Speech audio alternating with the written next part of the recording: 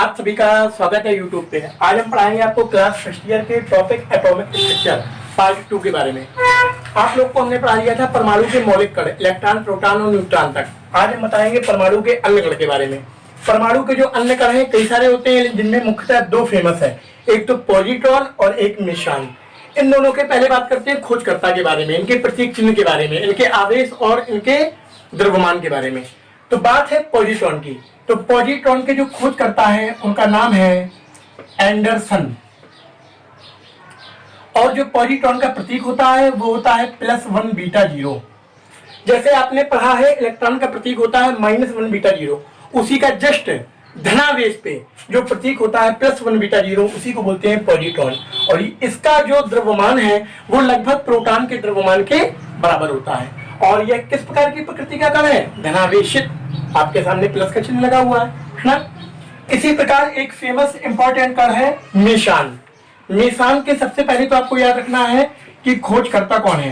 तो मेसॉन के खोजकर्ता जो है उनका नाम है युकावा। युकावा साइंटिस्ट ने मेसॉन की खोज की थी। अब बात करते हैं मेसॉन किस प्रकार का होता है, किस प्रकृति का रखता है कण अपने आप को।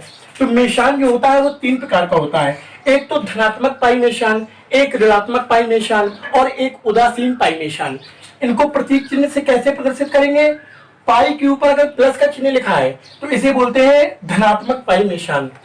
पाई के ऊपर अगर माइनस का चिन्ह लिखा है तो इसे बोलते हैं ऋणात्मक पाई मेसॉन। और अगर पाई के ऊपर 0 बना हुआ है तो ये होता है न्यूट्रल पाई मेसॉन, अर्थात उदासीन पाई मेसॉन। तो ये होते हैं परमाणु के अन्य कण, खास 2 प्रमुख। इलेक्ट्रॉन, प्रोटॉन, न्यूट्रॉन, ये 3 मुख्य कण थे जिन्हें मौलिक कणों के नाम से जानते थे, और इन्हें परमाणु के अन्य कणों के नाम से।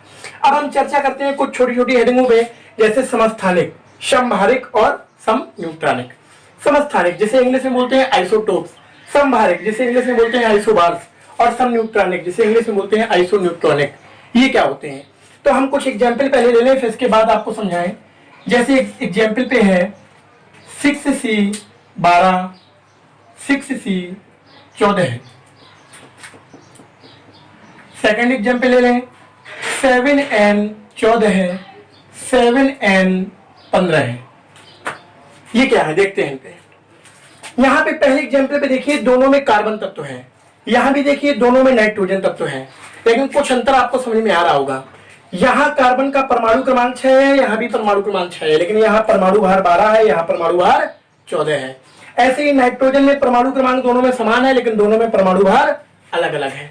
तो सबसे पहली तो समस्थानिक की एक खासियत है, इसमें तत्व नहीं बदला, तत्व वही है। ऊपर भी देखो दोनों में कार्बन था, तो यहाँ दोनों में नीचे क्या है? नाइट्रोजन। तो इसकी परिभाषा हम लोग किस प्रकार डिफाइन करेंगे? एक ही तत्व के वे परमाणु। सबसे पहली बात क्या? एक ही तत्व, यहाँ पे अलग अलग तत्व नहीं है। तो एक ही तत्व के वे परमाणु जिनके परमाणु क्रमांक तो समान होते हैं परंतु परमाणु भार अलग अलग होते हैं, उन्हें क्या बोलते हैं? समस्थानिक। तो जैसे कार्बन के 2 समस्थानिक हैं, कार्बन 12 और कार्बन 14। याद रखिएगा ये मूल कार्बन तत्व होता है, और जो ये कार्बन का समस्थानिक है इसका प्रयोग रेडियो कार्बन डेटिंग, जीवाश्मों, पेड़ पौधों या कहते हैं पृथ्वी की आयु का पता लगाने तक में किया जाता है। ठीक। Second number 7N14, 7N15। ये मुख्य नाइट्रोजन का तत्व है और ये नाइट्रोजन का समस्थानिक है। यहाँ भी दोनों के परमाणु क्रमांक तो सेम है, लेकिन परमाणु भार अलग अलग है। तो समस्थानिक की एक बार परिभाषा फिर से सुनिए। एक ही तत्व के वे परमाणु जिनके परमाणु क्रमांक तो समान होते हैं परंतु परमाणु भार अलग अलग होते हैं, उन्हें क्या बोलते हैं? समस्थानिक या आइसोटोप्स। इनका एक प्रमुख एग्जाम्पल है हाइड्रोजन के समस्थानिक, जो आपके पेपर में सबसे ज्यादा पूछा जाता है। तो हाइड्रोजन के समस्थानिक कौन कौन हैं? तो हाइड्रोजन के समस्थानिक आपको याद रखना है, ये 3 होते हैं। 1H1, 1H2, 1H3। 1H1 को बोलते हैं प्रोटियम, 1H2 को बोलते हैं ड्यूटीरियम, और 1H3 को बोलते हैं ट्राइटियम। 1H1 देखो तीनों में हाइड्रोजन परमाणु है, तो मतलब एक ही तत्व के परमाणु हो गए।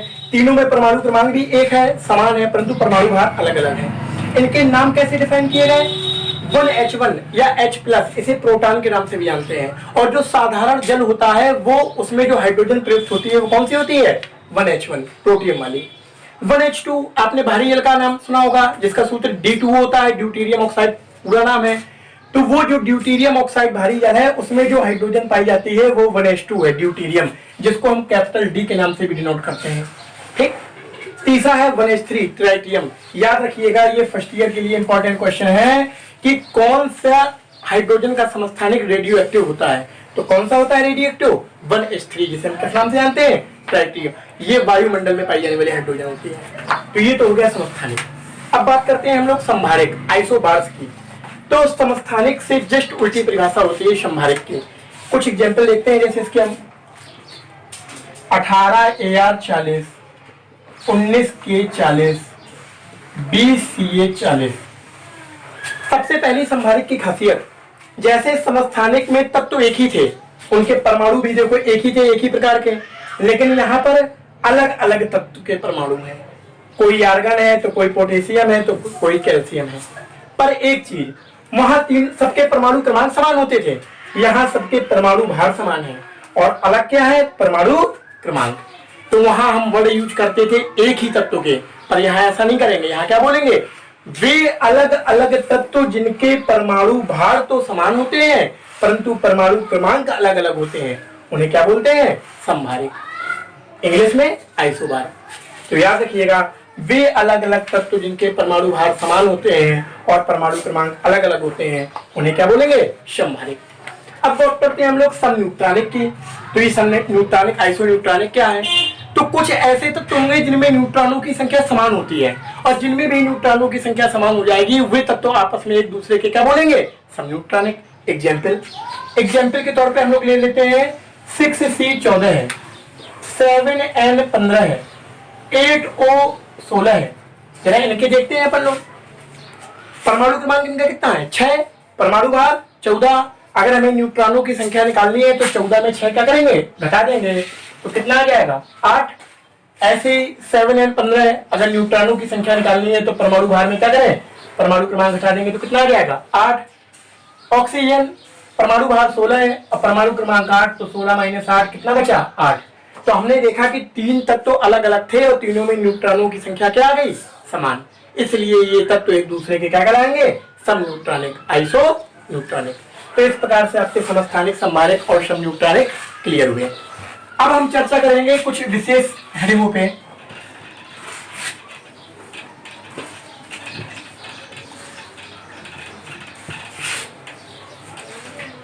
हाँ, अब हमारी चर्चा होगी परमाणु क्रमांक एवं परमाणु भार पे।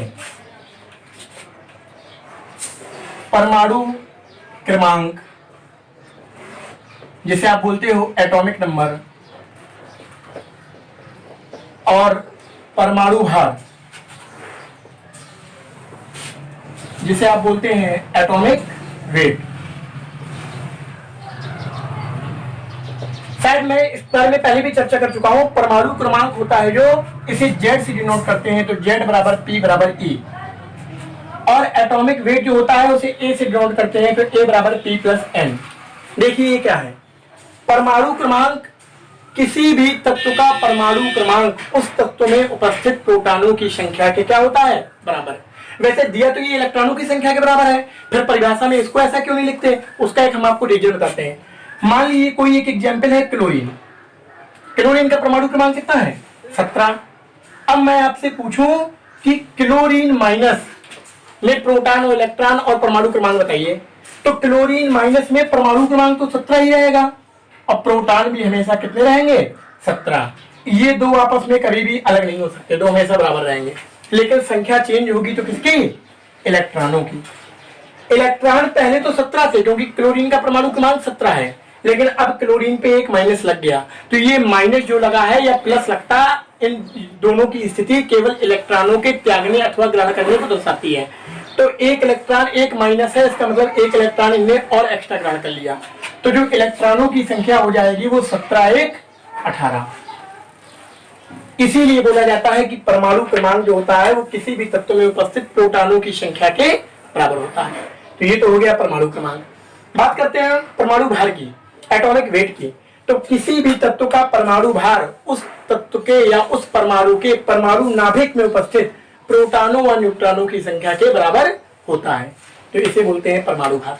अब बात करें अगर हम परमाणु क्रमांक की, तो परमाणु क्रमांक के बारे में संदर्भ में एक वैज्ञानिक ने अपने कुछ निष्कर्ष दिए थे जिनका नाम था मोजले। आपने पढ़ा होगा आवर्त सारणी में आधुनिक आवर्त नियम मोजले से आधारित है। तो मोजले द्वारा दिया गया परमाणु क्रमांक पर एक सूत्र, क्या सूत्र है वो? अंडर रूट न्यू बराबर ए जेड माइनस बी। हम आपको बताते हैं यहाँ पे कौन चीज क्या है। न्यू क्या है? न्यू होती है आवृत्ति, फ्रिक्वेंसी। जेड क्या है? जेड है एटॉमिक नंबर, जैसे आप जानते हैं, परमाणु क्रमांक। ए और बी क्या है? ए और बी नियतांक है, जिनमें से ए समानुपाती नियतांक है, समानुपाती नियतांक है, और जबकि बी एक्स किरणों के लिए, एक्स किरणों के लिए अभिलाक्षणिक,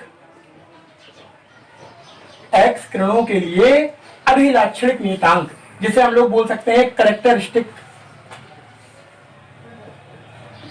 कांस्टेंट। ठीक, तो ये हमने आपको क्यों बताया, इसका भी एक रीजन है। इसका रीजन ये है कि हम आपको ये बताना चाहते हैं कि अंडर रूट न्यू बराबर ए इंटू जेड माइनस बी होता है। तो अगर हम यहां से इक्वल टू को हटाएंगे तो हमें प्रोपोर्शनल का चिन्ह लाना पड़ेगा। तो ए जो कांस्टेंट है, समानुपाती नियतांक लिखा हुआ है ना, तो ये भी हट जाएगा। तो क्या बन जाएगा? यही फॉर्मूला आपका बन जाएगा under root nu proportional z minus B.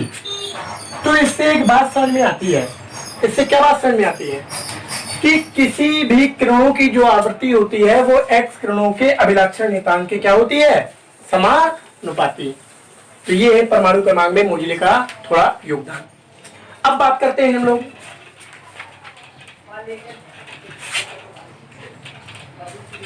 लोग इस विषय पर चर्चा करेंगे कि प्लैंक का क्वांटम सिद्धांत क्या है। प्लैंक का क्वांटम सिद्धांत, चलिए प्लैंक के क्वांटम सिद्धांत को जब समझेंगे हम लोग तो एक वर्ड समझेंगे, फोटॉन, अथवा इसी को हम लोग कह सकते हैं क्वांटा। क्या होते हैं फोटॉन क्वांटा? प्रकाश किरणें किन्हीं या किसी प्रकार के कणों से मिलकर बनी हुई होती हैं, उन कणों को ही फोटॉन अथवा क्वांटा कहते हैं। अर्थात कहा गया है कि कोई भी किरण या प्रकाश किरण जिन ऊर्जा के पैकेटों पे संबंधित होती है, वो ऊर्जा के कण या पैकेट क्या कहलाते हैं? फोटॉन अथवा क्वांटा। तो प्लैंक का क्वांटम सिद्धांत ये बोलता है E बराबर h इंटू न्यू, अर्थात किसी भी कण में जो ऊर्जा होती है वो किसके बराबर होती है? h into new. तो न्यू तो आप जानते हैं आवृत्ति, और इसी को न्यू जीरो के रूप में प्रदर्शित करें तो वो हो जाती है देहली आवृत्ति। देहली आवृत्ति क्या होती है इसके बारे में मैं आपको चर्चा कर देता हूं। वह न्यूनतम आवृत्ति, ये याद रखिएगा वर्ड न्यूनतम, वह न्यूनतम आवृत्ति जो किसी भी कण से, जो किसी भी कण को उत्सर्जित करने में सहायक होती है, उसे बोलते हैं देहली आवृत्ति। अब ये h क्या है? h एक नियतांक है, चूंकि वैज्ञानिक प्लैंक ने दिया था इसलिए इसको प्लैंक नियतांक बोला जाता है, जिसका मान 6.6 गुणे 10 की पावर -34 जूल इंटू सेकेंड होता है। ठीक, तो ये बात हो गई आपके प्लैंक के क्वांटम सिद्धांत की, थोड़ी सी चर्चा मैंने इस पर कर दी। अब हम बात करेंगे जो एक मेन टॉपिक हम आपको बताना चाह रहे थे आज, वो है प्रकाश की द्वैत प्रकृति। प्रकाश की द्वैत प्रकृति, जिसे हम लोग डी ब्रोगली समीकरण के नाम से भी जानेंगे।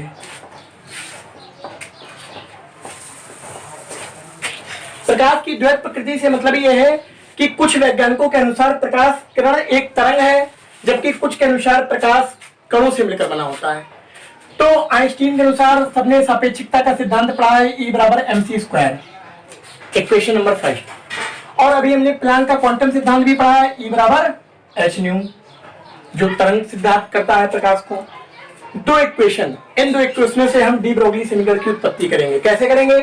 लेफ्ट हैंड साइड बराबर तो राइट हैंड साइड बराबर, तो हो जाएगा mc² = h into new. m क्या है? m द्रव्यमान है, c क्या है, प्रकाश का वेग जिसका मान सब जानते हैं 3×10⁸ मीटर प्रति सेकंड। h प्लांक नियतांक है, अभी भी आपको मान बताया मैंने, और न्यू आवृत्ति है। तो न्यू बराबर आवृत्ति बराबर होता है प्रकाश का वेग, या केवल हम कह दें वेग बटे तरंग दैर्घ्य। यहां हम प्रकाश की बात कर रहे हैं तो प्रकाश का वेग c है और तरंग दैर्घ्य को किससे प्रदर्शित करते हैं, लैम्डा से। तो nu equal to c upon lambda मान रख देते हैं। mc² बराबर h into c upon lambda. एक c से एक c कैंसिल, लैम्डा को यहां ले जाइए तो लैम्डा हो जाएगा और mc कहां जाएगा, बटे में। तो लैम्डा बराबर h अपॉन m इंटू सी। c प्रकाश का वेग था, चाहे तो हम इसे एक नॉर्मल वेग से भी डिनोट कर सकते हैं। तो लैम्डा बराबर हो जाएगा h upon m into v, और सभी लोग जानते हैं कि संवेग p बराबर होता है m इंटू वी, तो इसीलिए लैम्डा बराबर क्या हो जाएगा, h अपॉन p। इसे ही बोलते हैं डी ब्रोगली समीकरण। और चाहे तो हम नियतांक को भी हटा दें तो लैम्डा प्रोपोर्शनल 1/p, अर्थात डी ब्रोगली इक्वेशन कहता है कि किसी भी तरंग का तरंग दैर्घ्य जो है वो उसके संवेग के व्युत्क्रमानुपाती होता है। ये है प्रकाश की द्वैत प्रकृति अथवा डी ब्रोगली समीकरण।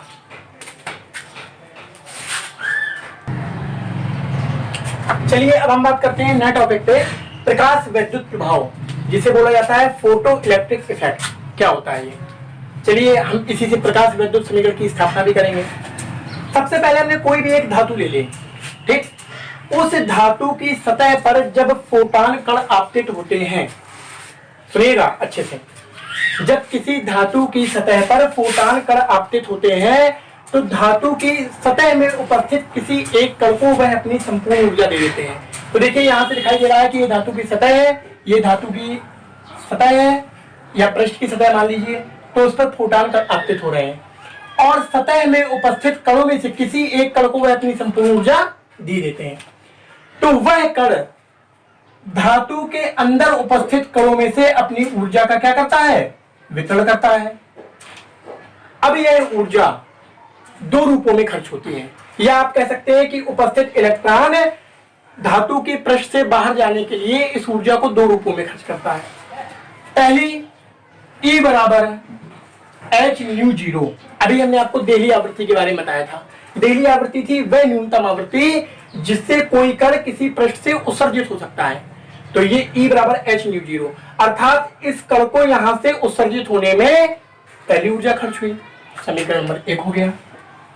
इसके बाद बात करते हैं, यह कण जब यहां तक आ गया, अब यह पृष्ठ से सतह से बाहर जाना चाहता है तो वो गतिज ऊर्जा के रूप में अपनी ऊर्जा को खर्च करेगा। तो E1 मान लीजिए, इसको E2, तो गतिज ऊर्जा जो हो गई हाफ mv²। m आप जानते हैं द्रव्यमान है, v वेग है। हम यहाँ पे अब निकालेंगे संपूर्ण ऊर्जा, टोटल एनर्जी। तो टोटल एनर्जी हो जाएगी E बराबर E1 प्लस E2।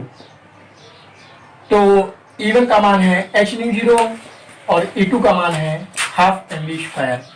ये है कैपिटल E इक्वल टू, आपने पढ़ा है किसी भी फोटान की, किसी भी प्रकाशीय कण की संपूर्ण ऊर्जा जो होती है वो h न्यू के बराबर होती है। तो हम यहां से E बराबर h न्यू नोट कर लें, मान रख दें वैल्यू, तो h न्यू बराबर h nu zero plus 1/2 mv²। इसके बाद इसका यहाँ पक्षांतर कर लीजिए, तो हो जाएगा half mv² equal to h nu minus h nu zero.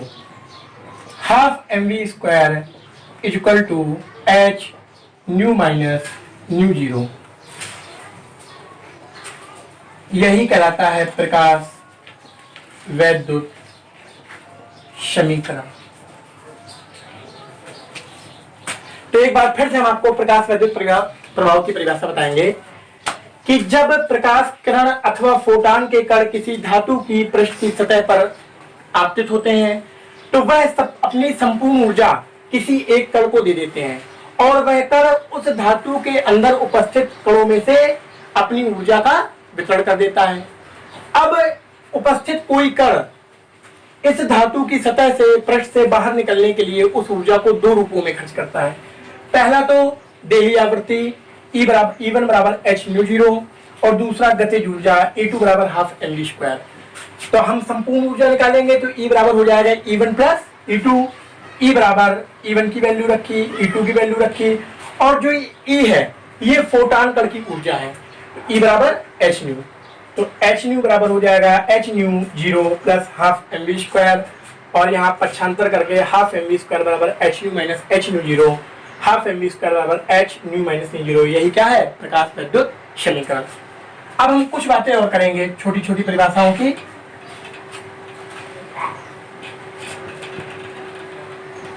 अब हम लोग बात करते हैं वैद्युत चुंबकीय विकिरण से संबंधित छोटी छोटी परिभाषाओं की।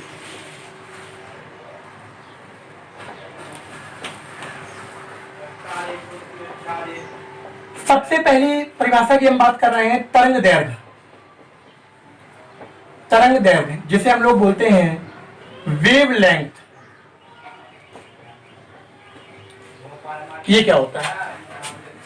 तो देखिए किसकी सिंपल सी परिभाषा बताएं आपको। ये एक तरंग है, इस तरंग का ऊपरी सिरा सरंग कहलाता है और निचला सिरा गर्त। ये भी सरंग है और ये भी गर्त है। तो दो सरंगों के बीच की दूरी अथवा दो गर्तों के बीच की दूरी को हम लोग किस नाम से जानते हैं? तरंग दैर्घ्य के नाम से। ऐसी सेकंड परिभाषा आवृत्ति, जिसे हम लोग क्या बोलते हैं? फ्रीक्वेंसी। आवृत्ति क्या होती है? एक सेकंड में किए गए कंपनों की संख्या को आवृत्ति कहते हैं। ठीक, आज का टॉपिक यहीं समाप्त।